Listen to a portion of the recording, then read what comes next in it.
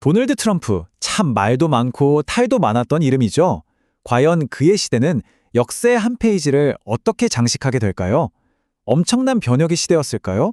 아니면 어쩌면 쇠퇴의 시작이었을까요? 오늘 3명의 저명한 역사학자들의 눈을 통해 그 답을 한번 찾아보겠습니다. 자, 바로 본론으로 들어가 보죠. 저희가 3명의 역사학자에게 던진 핵심 질문입니다.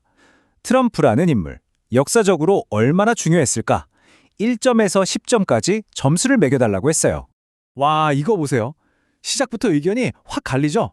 2명은 꽤 높은 점수를 줬는데 1명은 아예 평가하기엔 너무 이르다고 선을 긋습니다. 바로 여기서부터 아주 흥미로운 논쟁이 시작되는 거죠. 오늘 우리가 살펴볼 이야기의 로드맵입니다. 이 6가지 쟁점을 따라가 볼 텐데요. 특히 트럼프가 미국을 어떻게 바꿨는지, 그리고 중국 문제와 미국의 미래에 대한 정말 상반된 시각들이 아주 흥미로울 겁니다. 그럼 첫 번째 질문부터 시작해보죠. 도대체 이 역사학자들은 왜 이런 점수를 매겼을까요? 그 속내를 한번 들여다보겠습니다. 니얼 퍼거슨의 주장은 이렇습니다. 트럼프가 기존의 정치 문법이나 국제 질서를 완전히 뒤흔들어 놓은 건 이미 돌이킬 수 없는 현실이라는 거죠. 뭐 좋든 싫든 간에 그의 영향력은 이미 역사에 깊숙이 새겨졌다는 뜻입니다. 자, 그럼 이제 시선을 미국 내부로 돌려볼까요? 이 논점이 그의 선거 승리가 과연 무엇을 의미하는지에 대한 논쟁으로 어떻게 번지는지 한번 살펴보겠습니다. 야, 이 슬라이드가 핵심을 딱 보여주네요. 한쪽에선 이건 그저 아슬아슬하게 이긴 선거일 뿐이라고 말합니다. 투표도 안 한 사람이 8,900만 명이나 되는데 무슨 대단한 위임이라는 거죠. 반면 다른 쪽에선 온갖 불리한 여건을 뚫고 이뤄낸 정말 놀라운 승리라고 평가합니다. 여러분 생각은 어떠세요? 여기서 헨슨이 말하는 핵심은요, 이게 단순히 정책 몇 개 바꾸는 수준의 이야기가 아니라는 겁니다. 그의 주장은 트럼프가 문화, 정치, 경제, 이 모든 분야에서 진행되던 진보적인 흐름에 대한 전방위적인 반혁명을 이끌었다는 거죠. 정말 거대한 관점이죠. 좋습니다. 그럼 이제 무대를 전 세계로 넓혀보죠. 과연 트럼프 독트린이라는 게 있긴 한 건지 그 논쟁 속으로 한번 들어가 보겠습니다. 퍼거슨은 여기서 아주 재미있는 비교를 합니다. 트럼프가 고립주의자처럼 보이지만 사실은 리처드 닉슨과 더 닮았다는 거예요. 동맹국들은 무임승차한다고 생각하고 자기는 평화중재자가 되려고 했다는 점에서 말이죠. 꽤 흥미로운 분석 아닌가요? 헨슨은 또 다른 해석을 내놓습니다. 바로 반응적 억제라는 개념인데요. 이게 뭐냐면 쉽게 말해서 나 건들면 진짜 큰일 나 하고 강력하게 경고는 하지만 그렇다고 지저분한 전쟁에 끝까지 휘말리지는 않겠다는 그런 전략이라는 거죠. 여기 보이는 사례들이 바로 그 증거들입니다. 예측 불가능한 타이밍에 결정적인 한 방을 쾅 날리되 절대 장기전이라는 늪에는 빠지지 않으려는 모습. 이게 바로 트럼프식 외교의 특징이라는 겁니다. 그런데 말이죠. 이 역사학자들이 딱 한 가지 이견 없이 동의하는 게 있습니다. 바로 트럼프 시대의 성패를 가를 그야말로 최종 보스 같은 이슈가 하나 있다는 겁니다. 고트킨이 아주 명확하게 못을 박죠. 트럼프에 대한 평가는 결국 중국 문제로 귀결될 거라는 겁니다. 왜냐? 다른 모든 외교 문제는 이 거대한 이슈에 비하면 사실상 부차적인 문제에 불과하다는 거죠. 자, 그래서 트럼프의 대중국 정책을 어떻게 봐야 할까요?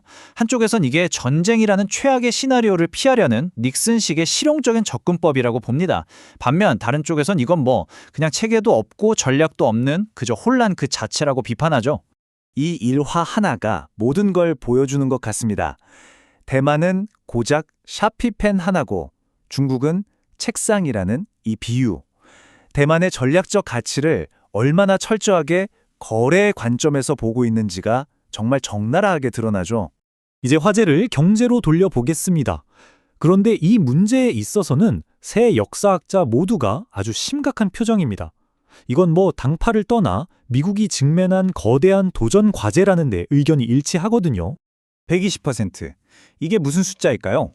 바로 미국이 1년 동안 벌어들이는 모든 돈, 즉 GDP 대비 국가 부채 비율입니다. 쉽게 말해 번 돈보다 빚이 더 많다는 얘기예요. 퍼거슨은 이걸 두고 완전히 지속 불가능한 길을 가고 있다고 아주 강력하게 경고합니다. 퍼거슨의 법칙이라고까지 불리는 이 말 정말 뼈아프죠? 나라 지키는 돈보다 빚 갚는 이자가 더 많이 나가는 순간 그 나라는 더 이상 강대국이 아니라는 겁니다. 이건 단순한 경제 문제를 넘어서 국가의 존립 자체를 위협하는 전략적 위기라는 거죠. 물론 행정부도 손 놓고 있는 건 아닙니다.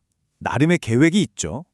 규제 풀고 투자 유치하고 에너지 생산 늘려서 경제를 성장시키면 이 빚더미에서 벗어날 수 있다는 건데요.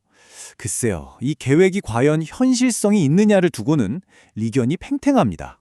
결국 한 역사학자의 지적처럼 유권자들 앞에는 재정적 광기냐 아니면 또 다른 재정적 광기냐 이 두 가지 선택지밖에 없었다는 겁니다. 지금 이 계획이 과연 전략이라고 할 수 있는 건지 아니면 그저 잘 되겠지 하는 희망에 기댄 요행수는 아닌지 근본적인 질문을 던지게 되는 거죠. 자, 이 모든 논의는 결국 하나의 거대하고 심오한 질문으로 이어집니다. 미국이라는 이 위대한 실험은 지금 과연 어떤 상태에 놓여 있는가? 이게 바로 비관론의 핵심입니다. 트럼프 시대가 보여준 여러 혼란들이 그냥 잠시 삐끗한 게 아니라 이미 거스를 수 없는 쇠퇴의 길로 접어들었다는 신호라는 그런 무서운 주장인 셈이죠.